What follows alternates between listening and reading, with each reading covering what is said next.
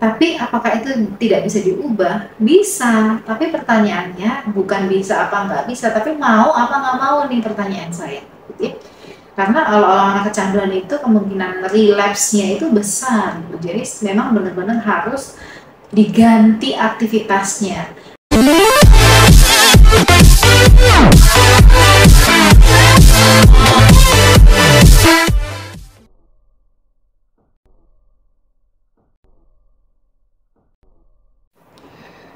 Pertanyaan dari No Name, asal Pandeglang, Banten, usia 20 tahun. Apa penyebab utama dari kesulitan saya dalam berbicara dengan jelas dan susah menyusun sebuah kata menjadi kalimat? Mengapa saya sering merasa grogi ketika ingin berbicara, bahkan dalam situasi yang tidak terlalu menekan? Saya sedikit sulit untuk mengambil keputusan. Apakah ada hubungan antara ketidakmampuan saya dalam mengambil keputusan dengan kecemasan atau ketakutan akan kesalahan? Kenapa saya sedikit sulit untuk menyimpan informasi atau pengetahuan, padahal sangat mudah ketika memahaminya? Pertanyaan terakhir, apakah semua itu berkaitan dengan perbuatan saya, yaitu kecanduan PMO?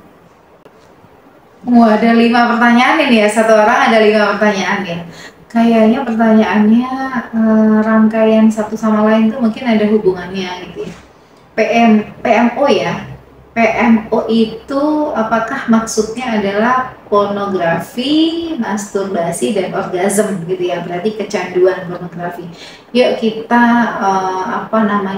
kaji dulu apa yang terjadi di otak kita ketika kita itu kecanduan. Kecanduan apapun, mau kecanduan narkoba atau narkolema ya. Kalau yang PMO ini mungkin narkolema, narkoba lewat mata gitu ya istilahnya. Nah ternyata kecanduan apapun, mau kecanduan games, kecanduan narkoba, kecanduan pornografi dan segala macamnya, itu ada salah satu penelitian di Amerika pada saat itu disebutkan bahwa otaknya orang-orang yang kecanduan ini ketika dicek gitu ya, dilihat, diobservasi, ternyata sama rusaknya dengan otaknya orang yang kecelakaan mobil parah dan koma. Cuman bedanya kalau yang kecelakaan mobil parah dan koma itu orang yang nggak sadar, tidur gitu ya, banyak luka. Tapi yang ini nggak ada apa-apa, nggak terluka, tetap biasa-biasa saja. Tetapi kerusakan otaknya sama parahnya. Wah, itu malah ngeri lagi gitu ya. Nah, kenapa begitu? Sebab kecanduan itu membuat otak kita, neurotransmitter itu banjir hormon dopamin. Bayangin kalau hormon itu banjir setiap hari, selanjutnya, seterusnya, dia akan terus meminta sesuatu yang lebih, dan lebih itu. Kenapa? Supaya lebih banjir lagi, lebih challenging lagi, lebih menantang lagi, sehingga hormon itu tambah banjir, akhirnya kecanduan tuh. Ya.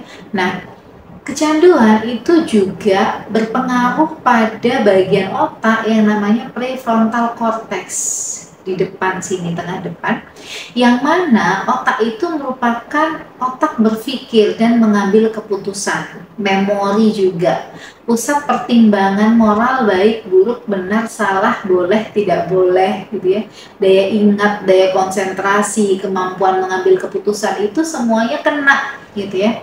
Dan itu semuanya jadi terganggu. Makanya tadi kalau disebutkan oleh Nunim sulit gitu mememorize gitu, mengingat sesuatu yang harusnya itu mudah dipahami ya, karena itu tadi.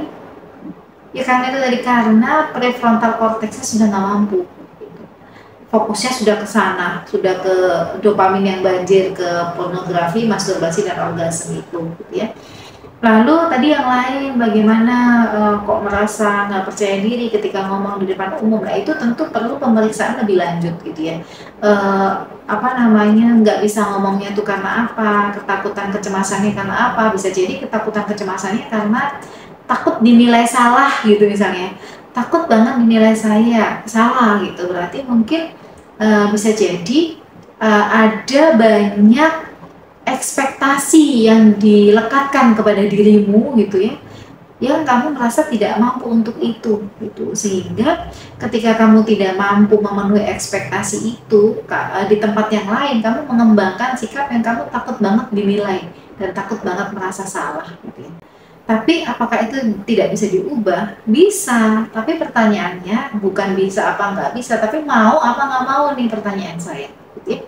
Karena kalau orang kecanduan itu kemungkinan relapse-nya itu besar gitu. Jadi memang benar-benar harus diganti aktivitasnya.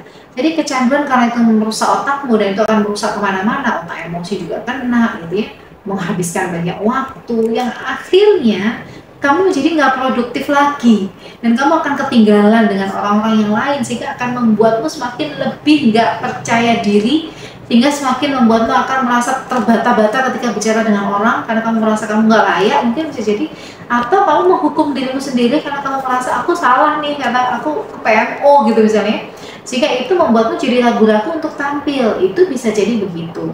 Maka apa yang harus dilakukan? Yang harus dilakukan adalah untuk orang yang kecanduan, dia harus mengubah itu menjadi aktivitas yang lain. Jadi nggak bisa kalau misalnya udah aku nggak nonton lagi, aku nggak PMO lagi, tapi nggak ada aktivitas pengganti atau substitusi, itu akan kesulitan. Nah, maka caranya nih bisa diganti dengan aktivitas yang lain. Apa nih aktivitas yang lain yang membuatmu produktif sehingga nggak ada waktu yang terbuang percuma gitu. Karena otaknya bisa jadi kalau nggak terkonsep gitu ya, nggak ada kegiatan sistematis, nggak ada schedule, otaknya akan lari ke sana lagi nih gitu. Kenapa? Karena sudah ada memori tentang PMO itu, jadi akan balik lagi ke sana, balik lagi ke sana, balik lagi ke sana. Maka harus diganti, dirancang aktivitas-aktivitas gitu yang nggak ada aktivitas yang membuatmu kosong, leha-leha gitu ya, sehingga membuat pikirannya, otaknya kembali ke PMO itu bisa. Jadi bikin schedule, bikin jadwal aktivitas apa gitu ya. Nah, coba deh ditambah dengan aktivitas olahraga, aktivitas berkumpul dengan komunitas-komunitas atau banyak orang yang itu melakukan sesuatu yang produktif gitu ya. Ibadahnya juga digaspol gitu, misalnya jangan ibadah di rumah deh, ibadah di rumah juga mungkin vibes-nya kurang, ibadah ke masjid deh misalnya, ke musola deh gitu.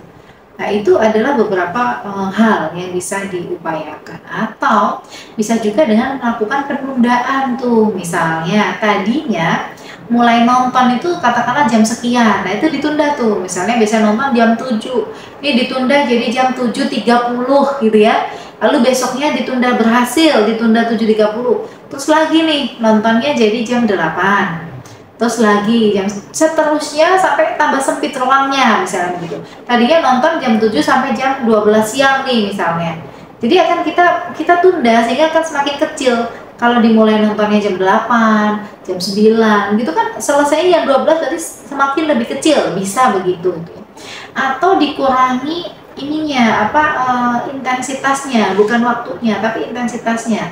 Misalnya sehari itu bisa nonton sampai 5 kali nih, coba nonton 4 kali, nonton 3 kali, nonton 2 kali dan seterusnya. Tapi di samping itu juga harus ada aktivitas pengganti, di mana saat tidak nonton, di mana saat tidak melakukan aktivitas PMO itu tadi gitu. Nah, sekarang fokus deh sama apa yang ingin kamu capai dalam hidupmu. Misalnya pengen percaya diri ngomong di depan umum, pengen punya circle yang luas gitu ya, punya komunitas gitu, pergaulan yang produktif gitu. Maka harus menyusun rencana. Kalau kepengen memiliki kemampuan berbicara yang baik di depan umum, belajar deh public speaking. Jadi alihkan pikiranmu, aktivitasnya, waktunya untuk kesana, bersibuk-sibuk untuk mencapai goal yang ingin kamu wujudkan. Belajar deh public speaking. Kalaupun nggak ikut course yang formal itu, sekarang itu udah banyak banget bisa ikut course yang online. Kalaupun enggak, juga tinggal nonton aja tayangan di YouTube dan berbagai macam produk digital yang lainnya, itu teramat sangat banyak sekarang ini. Jadi nggak ada alasan gitu. Kenapa? Karena begini, sesungguhnya apa yang kamu lakukan sekarang itu adalah yang kelak akan kamu unduh nantinya. Itu apa yang kamu tabur sekarang itu yang akan kamu tuai nantinya, yang dipanen nantinya adalah itu. Kalau kamu ingin memanen sesuatu yang baik, yang indah, yang menyenangkan, yang produktif, maka yang sekarang yang kamu tanam itu juga harus sesuatu yang bagus juga, yang baik juga. Karena nggak mungkin kamu tanam padi, kamu panen kopi, itu nggak mungkin sekali gitu. Tanam kopi, panen kopi, tanam padi, panen beras gitu ya. Nah, semuanya keputusan dari dirimu, tinggal mau atau tidak mau.